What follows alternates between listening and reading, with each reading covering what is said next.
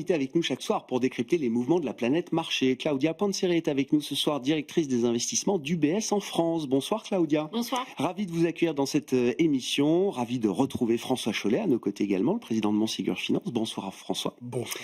Et Bastien Dreux qui nous accompagne, le responsable des études et de la stratégie de CPR Asset Management. Bonsoir Bastien. Bonsoir.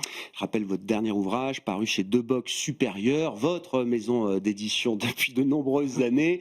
Un peu plus petit que les autres, j'ai l'impression, celui-là, les tendances économiques en 50 graphiques, panorama des tendances qui façonnent l'économie aujourd'hui et demain. À quoi ressemblera l'économie en 2030, 2040 ou 2050 ?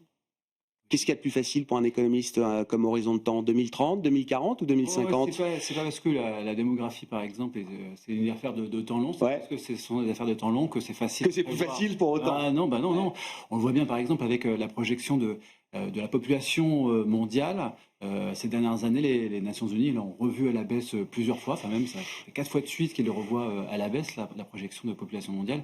Donc finalement, c'est parce qu'on parle de tendance de long terme que les choses sont faciles à prévoir. Même pour des tendances longues et lourdes, il y a des vibrations quand même très qui sont importantes à saisir. Sinon, on n'aurait pas Sinon, on s'amuserait pas, de toute bien façon. sûr. Mais oui, donc ce qu'on a essayé de faire, c'est de traiter 3 familles de sujets. Donc une première famille qui est un peu démographie, mondialisation, humanité, on va dire. Une deuxième famille qui est climat, transition énergétique. Une troisième famille qui est digitalisation, l'IA, diffusion de l'IA, les impacts sur la macro, etc. Très facile. C'est un one-pager à chaque fois avec un graphique d'illustration. Ça se lit comme les petits bouquins de révision pour le bac, quoi. Mais oui, c'est ça l'idée en fait. C'est d'avoir à chaque fois un graphique qui est génial, visuel, qui est très parlant. Génial. Parce que généralement, ça peut être difficile pour les gens de s'y retrouver finalement dans ces méga tendances. Donc voilà, je trouve qu'un bon graphique bien choisi, ça permet de bien cerner les enjeux, quoi. Mieux vaut parfois un bon graphique qu'un long discours, effectivement. Exactement. Merci beaucoup Bastien pour cet ouvrage donc aux éditions Debox Supérieur. Alors je vous ramène toutes et tous peut-être à une réalité un peu plus immédiate. Claudia, comment vous regardez ces marchés là ? C'est ce que j'essaie de dire en présentation. Le thème de l'IA supporte les actions américaines, les actions asiatiques également depuis plusieurs mois maintenant. Alors la tech européenne est sans doute une portion assez faible, mais le thème des infrastructures ou de la relance en Allemagne porte aussi les marchés d'actions en Europe. Les small caps se sont réveillés déjà depuis plusieurs mois. Et puis je le disais, même pour ceux qui ont des inquiétudes, on trouve à la fois l'espoir d'un soutien de la Réserve fédérale américaine, pour ceux qui s'inquiètent d'une dégradation trop rapide peut-être de la macroéconomie aux États-Unis, pour ceux qui s'inquiètent des niveaux d'endettement atteints dans le monde aujourd'hui, l'or est un refuge très performant. Bref, quelles que soient les convictions des uns et des autres, j'ai l'impression qu'il y en a pour tout le monde dans ce marché-là. Je pense en fait que quand on discute avec les investisseurs, et plus particulièrement les investisseurs privés, la perception du risque est élevée. Mais en réalité, les choses ne vont pas très mal. Quand on regarde la publication de la croissance macroéconomique aux États-Unis, moi par exemple, je suis surprise pour voir comment la contribution des investissements devient un facteur portant. Et là, c'est toute la différence parce que pendant des années, on a regardé le marché de l'emploi. On regardait très attentivement si les créations d'emplois allaient s'effondrer, et là, on trouve un autre soutien des croissances. Un soutien des croissances qui est particulièrement important pour le PIB, et donc pour la croissance économique, mais très important pour la croissance des profits des entreprises. Et en plus, vous avez une banque centrale qui ouvre les portes à des baisses des taux, forcément, vous avez les actifs financiers qui montent à la hausse. C'est vrai que si le PIB continue à tenir aussi bien, les anticipations des taux sont peut-être optimistes. Donc, à un moment donné, il faudra essayer de trouver le juste positionnement. Nous, on reste assez exposés au secteur technologique, à l'intelligence artificielle. C'est une thématique qu'on a dans nos portefeuilles depuis 2 ans et demi. On est un peu plus prudent sur tout ce qui est très cyclique et qui, normalement, a une très bonne performance au début de cycle. Mais encore là, est-ce que nous sommes au début d'un nouveau cycle ou à la fin du cycle précédent ? Parce que d'habitude, on a... des émergents qui repartent, des small caps qui repartent. Et on a l'impression, effectivement, qu'il y a des facteurs comme la baisse du dollar qui aide aussi. Une baisse du dollar qui soutient les actifs, et plus particulièrement les actifs émergents, qui crée aussi des excédents de liquidités. Il y a énormément de liquidités du système. tous les investisseurs qui étaient sur le monétaire aujourd'hui se trouvent avec des baisses des taux d'intérêt, il faut réinvestir. Où j'y vais investir?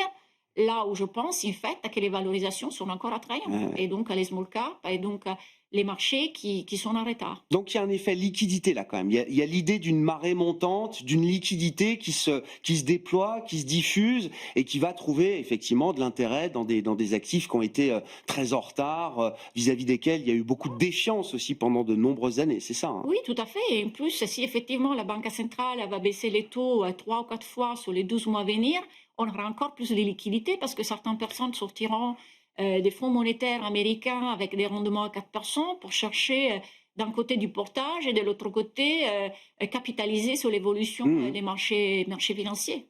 Intéressant votre point sur la macro américaine. Vous dites il faut plus regarder le marché américain ou l'économie américaine comme une économie alors de consommation. Si, ça reste une économie de consommation, peut-être 70%. Je me tourne vers l'économiste, mais vous dites cette dimension investissement. CAPEX, investissement dans l'IA, bien sûr, j'imagine, Claudia, c'est quelque chose de solide. C'est une vraie question aujourd'hui. On se demande, tous les analystes stratégistes se demandent si on n'est pas en train de répéter ce que l'histoire nous apprend. Il y a dans ces cycles d'investissement, à un moment, une forme de surinvestissement qui se paye à l'arrivée, Claudia. Alors, quand on regarde les chiffres, on a plus de 1000 milliards d'investissements privés dans l'intelligence artificielle, et puis il y a de l'investissement d'État qui va contribuer dans les années à venir. Donc je pense qu'il y a effectivement un questionnement sur la monétisation de ces investissements, mais pour l'instant, on voit que le taux d'implémentation des liens dans toute l'industrie reste très bas. Donc, au début d'année, on avait un questionnement sur le fait, maintenant il y a de la compétition qui vient d'Asie, donc la pression sur les prix.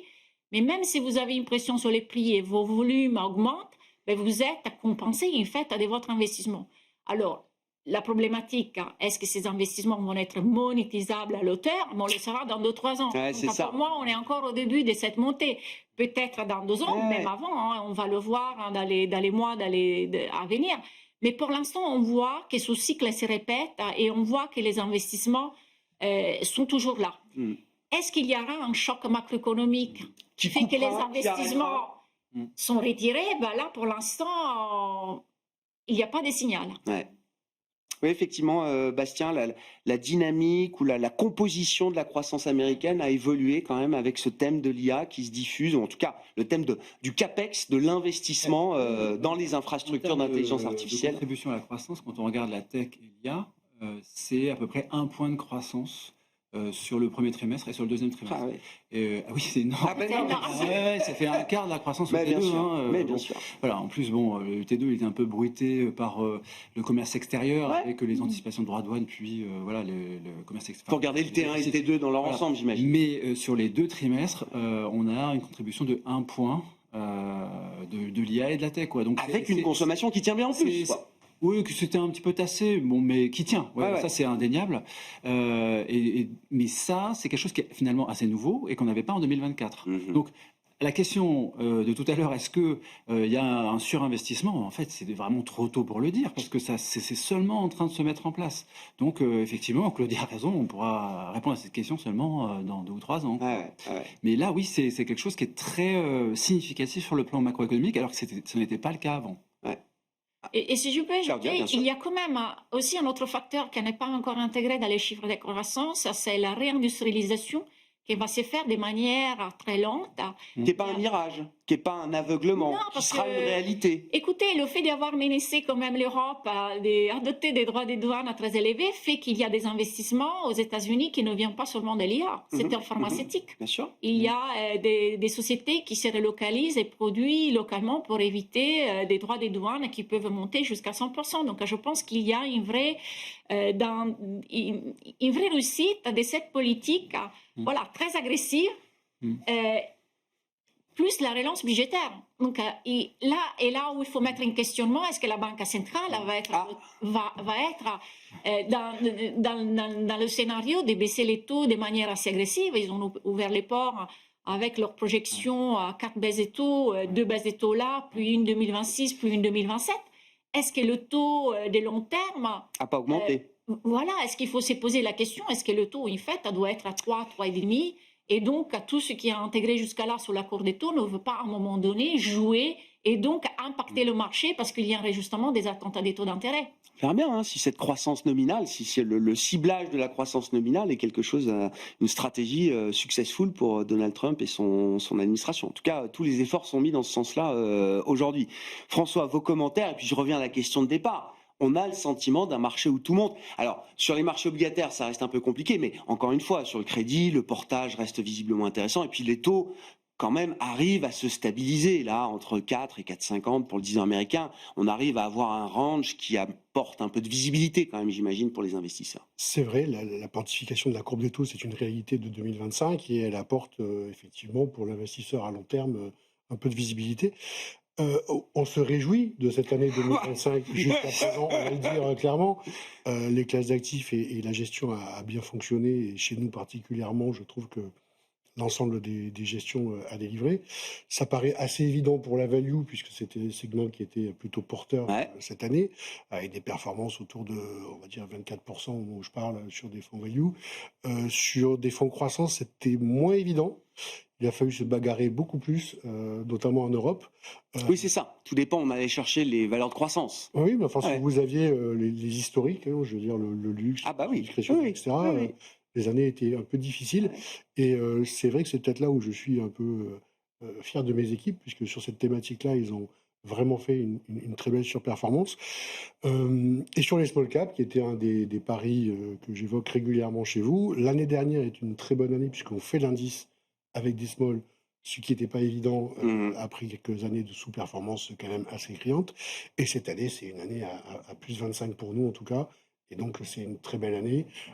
Et c'est quoi là sur les small? C'est une vraie tendance qui redémarre? C'est la question qu'on se posait avec Claudia. Est-ce que c'est une histoire de fin de cycle? On va chercher les retardataires comme ça après avoir épuisé toutes les grandes idées ou toutes les grandes thématiques? Ou est-ce qu'il y a quelque chose de plus structurel qui se remet en ordre de marche avec des croissances bénéficiaires, avec des positionnements effectivement peut-être encore très sous-pondérés qui expliquent le redémarrage? Mais est-ce que l'histoire peut avoir du souffle encore on cumule devant là? plusieurs Ouais. choses pour cette reprise. La première, effectivement, ce qui était vraiment dans la défiance, c'était la capacité de ces entreprises à maintenir de la croissance dans un contexte économique européen qui était plutôt leur domaine de jeu un peu étal, voire morose.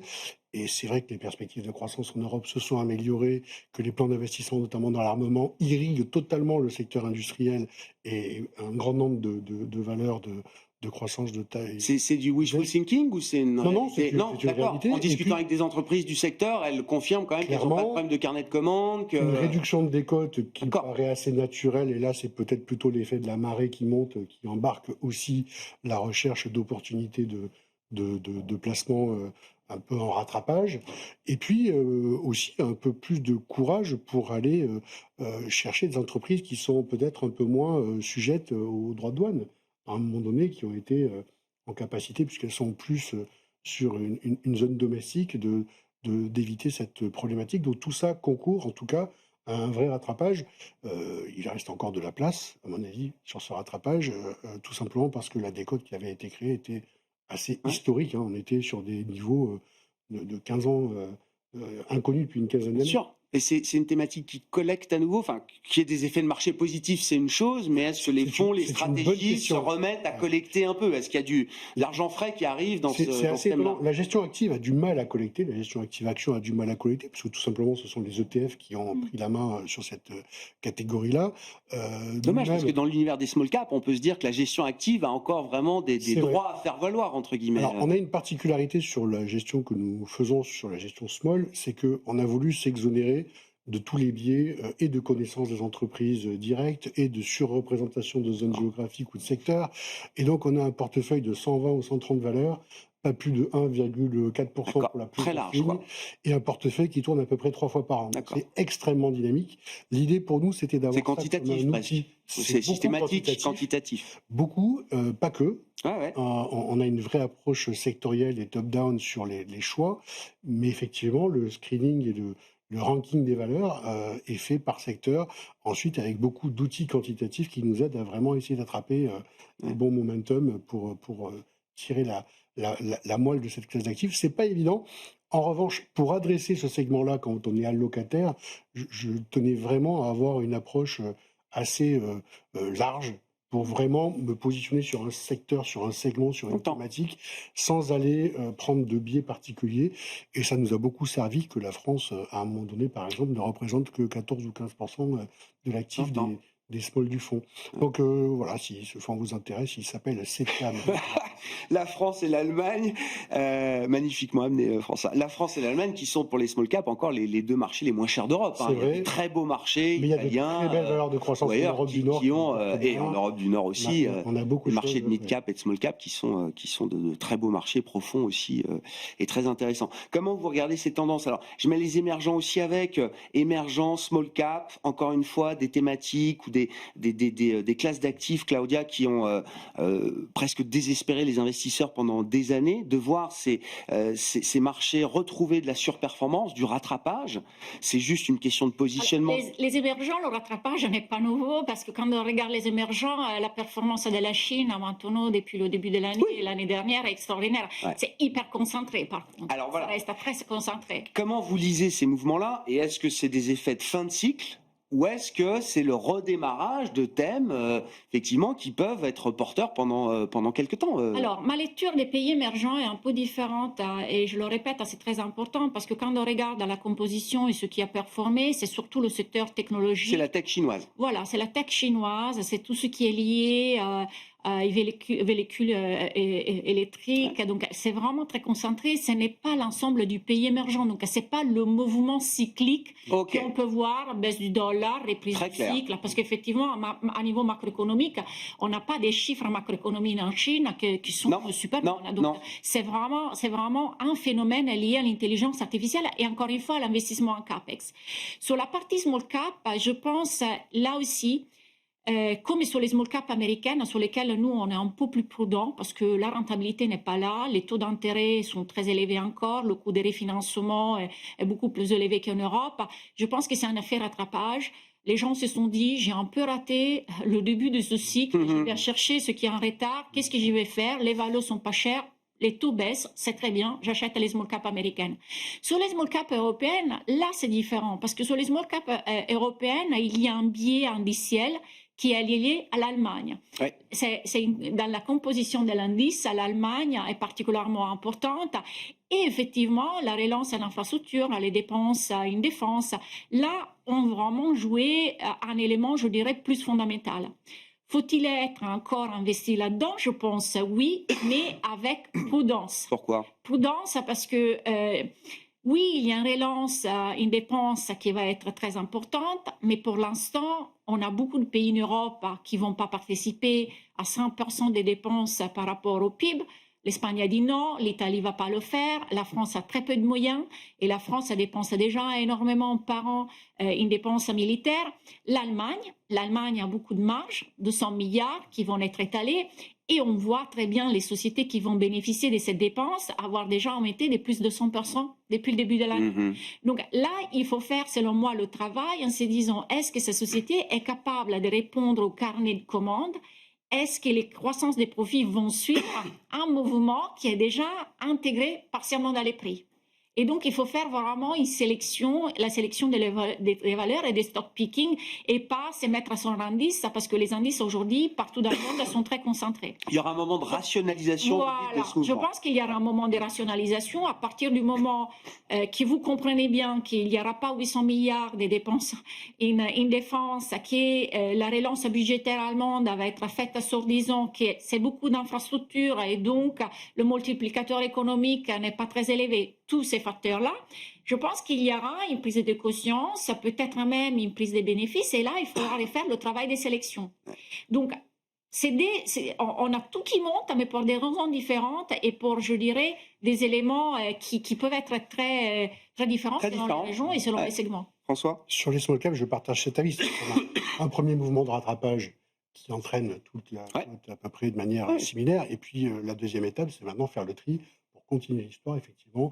Peut-être que le stock picking va retrouver ses lettres de noblesse, mais je pense que c'est valable à peu près sur tous les marchés qui sont correctement valorisés aujourd'hui. On est dans une période, nous, qui avons été bien challengés par les indices, il faut le dire, parce qu'ils ont été extrêmement performants dans leur mouvement ces dernières années. dans une période qui s'ouvre pour nous, en tout cas, où on espère pouvoir recréer de manière significative de la surperformance par rapport à ces indices et justifier effectivement nos frais de gestion qui Ouais. sont... non, mais ceux qui sont... Qui reste plus élevé que des frais de gestion dans l'univers Alors, pas ETF. toujours, et c'est peut-être Ah quelque bon chose... il y a Vous êtes une- aligné sur le prix des il y a- ETF, François? Pour certains fonds de fonds, quand on investit sur des parts super instites et objectivement, on est Ouais. sur des niveaux qui sont tout à fait comparables. Quand on fait fabriquer de la gestion pour nos clients, notamment obligataires aujourd'hui, on a fait fabriquer des fonds à yield à échéance pour nos clients. Le budget de frais de gestion pour ces fonds-là était proche de l'ETF standard sur la catégorie, pour ne pas citer le fabricant La concurrence, fait la concurrence. Mais là, il y a de la valeur, et c'est vrai que d'ailleurs que pour la partie obligataire, on n'a pas le même phénomène. Les ETF obligataires n'ont pas encore la totalité de la collecte. Non. On a La beaucoup de gestion gestion active dans le active crédit dans le crédit qui a une reste très efficacité, pertinente. parce que Très les gens pertinente, comprennent bien bien sûr. qu'en ayant l'ETF, ils vont avoir toutes les pertes si jamais il y a Oui, un oui, accident de crédit. Oui, oui. Sur les actions, c'est pas encore passé en Sortir des rigueur. indices dans le crédit, c'est faudra quelques beaucoup temps plus pour que ça naturel. revienne. Ouais. Sur ces tendances de marché, Bastien, puis je veux bien qu'on inclue l'or aussi. Parce que là, tout monte, Oui. on parle d'actifs risqués, Ouais. mais il y a aussi un actif refuge, ou en tout cas Ouais. prétendument refuge, qui va signer peut-être une des meilleures performances parmi toutes les classes d'actifs Alors confondues que de le cette année marché 2025. monte. Voilà. Alors que le marché d'actifs risqués monte. Mais oui, là, donc je n'ai pas regardé, mais je crois qu'on est pour l'or à Plus 45 en dollars, ouais, plus 46% en depuis dollars. le début de l'année. C'est la meilleure année du siècle pour l'or. C'est la meilleure année depuis les années 70. Depuis 1979. 79, effectivement. Et en fait, là, on a vraiment le conjoncturel qui rejoint le structurel, quoi. Le structurel, c'est les inquiétudes par rapport à la dette publique. Ce ne sont pas des choses qui vont s'arrêter. On va toujours s'inquiéter de la dette américaine, peut-être de la dette en Europe ou au Japon. Donc ça ne va pas s'arrêter. L'indépendance des banques centrales, les inquiétudes là-dessus, ça ne va pas s'arrêter non plus. On a tout ce qui est relatif aux incertitudes géopolitiques. Et malheureusement, je ne pense pas que ça Oui. s'arrête prochainement. Et même il faut se préparer à des scénarios un peu plus difficiles. Musclé, ouais. Et on a aussi, j'ai oublié un élément, qu'est-ce qu'on avait donc La dette, oui, les risques géopolitiques. Et je l'ai, c'est les taux réels. et oui, l'inflation. voilà, j'avais aussi la dédollarisation. Ah oui. Il y a quand même un peu de tendance de dédollarisation. On a vu les cette réserves année. d'or supplantent les réserves de trésorerie, c'est ça, Exactement, ouais. quand on prend toutes les grandes banques Alors, centrales, Ça, c'est vrai. à commencer par les émergentes, Oui, j'imagine. c'est vrai, mais c'est quand même largement lié à la valorisation. C'est pas Oui, forcément, l'effet de marché. c'est vraiment l'effet de D'accord. marché qui fait que aujourd'hui, dans toutes les réserves mondiales, effectivement, l'or est plus détenu que les titres du Trésor américain. Donc c'est la première fois depuis les années 90. Et puis en plus de ça, comme on disait tout à l'heure, il y a des phénomènes plus conjoncturels. La Fed qui commence à baisser ses taux. Là, ce qui a redonné le coup d'envoi à l'appréciation de l'or sur l'été, Ouais. c'est le discours de Jackson Hole, Ouais. c'est le discours de Powell où il préannonce qu'il est prêt à baisser les taux. Et donc on a de ça. Donc la perspective de voir des taux baisser, ça propulse l'or, quoi. Donc en Et il y fait, a encore des acheteurs pour l'or, enfin je veux dire, il y a l'acheteur marginal, il y a encore une possibilité oui, que... oui, on voit ça. Donc Moi, j'ai des spécialistes qui m'ont dit on arrête de fixer des objectifs. C'est-à-dire qu'on est dans un tel momentum, là, on est à dans un 3800. tel thème d'investissement que... On est à 3800 $ l'once. Goldman Sachs parlait de 6000 dollars. Goldman a dit voilà. voilà. Mais- Vendons. Alors, vendons. Faisons une pause. non, mais tout Non, ça, mais- tout ça pour dire que, en fait, quand on a vraiment une conjonction de facteurs qui ne vont pas s'arrêter, Ouais. je pense que le profil est quand même asymétrique. Ouais, ouais. Et sur ce marché-là, et nous, c'est notre conviction, et on a un fonds de minières, Bien sûr, CPR, bien sûr, bien sûr. et qui marche très bien, et les minières... Parce que derrière l'or, c'est aussi l'argent, c'est aussi d'autres Exactement, métaux, tout à fait. alors précieux.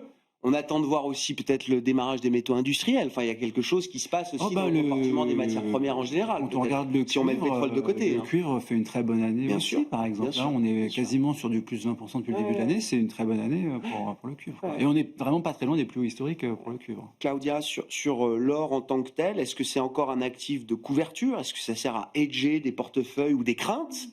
Ou est-ce que c'est plus que ça désormais? Est-ce que c'est devenu un thème d'investissement à part entière?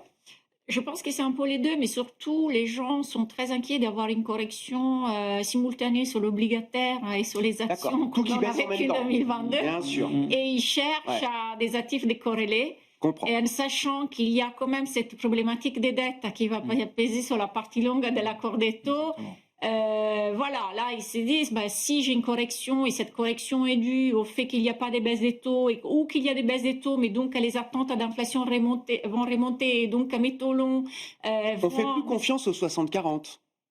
Nous, ça fait longtemps qu'on Ouais.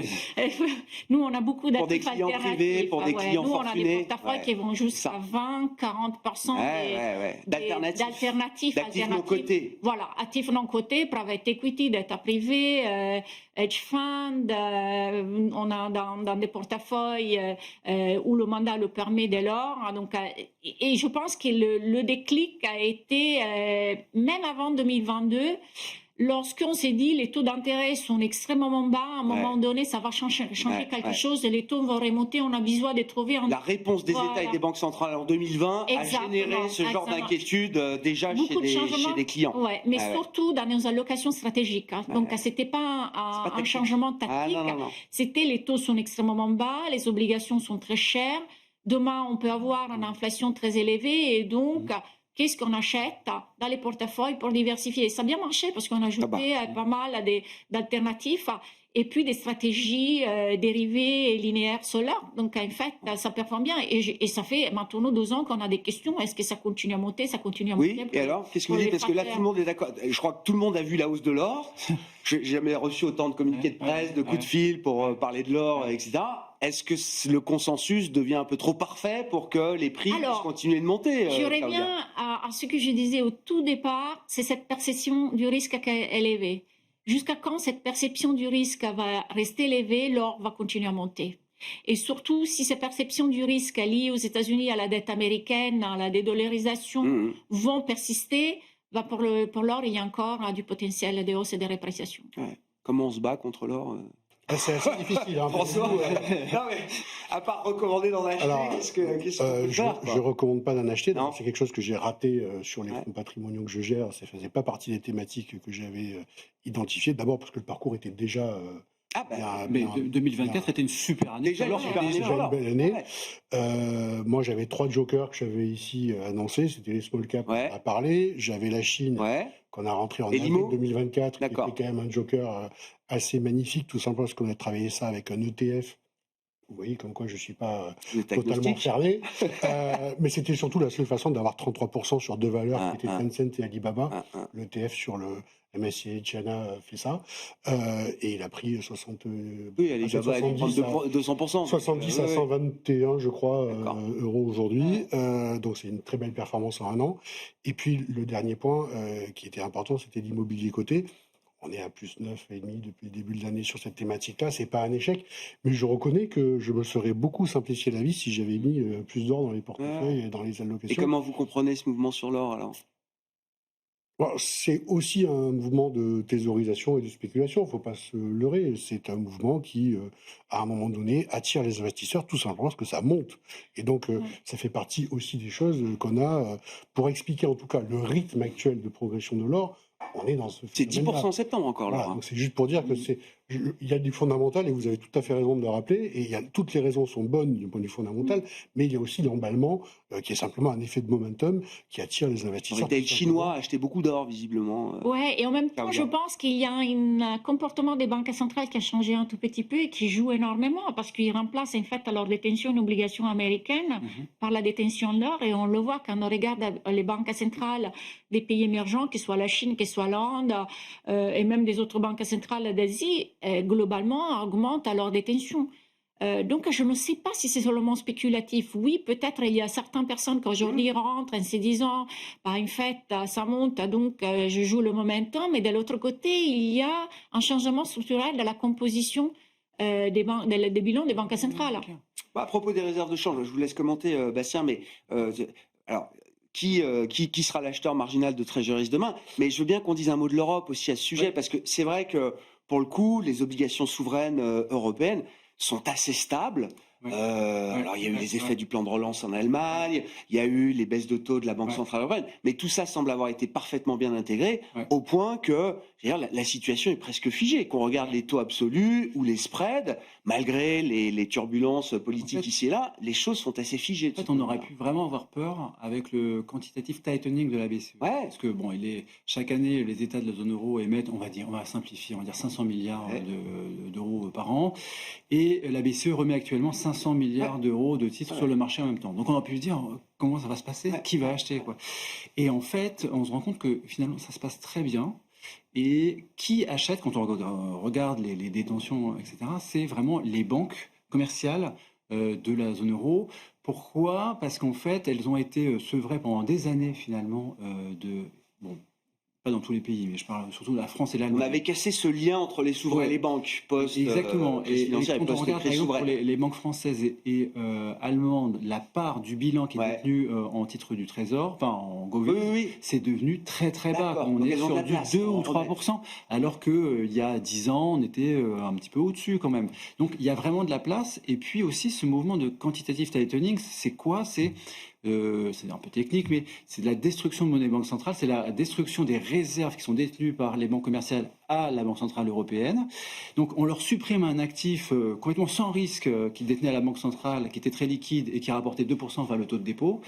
Qu'est-ce qu'elles font ? Elles vont chercher l'actif sans risque, elles vont reprendre des govies en fait, et c'est exactement ce qui est en train de se passer actuellement.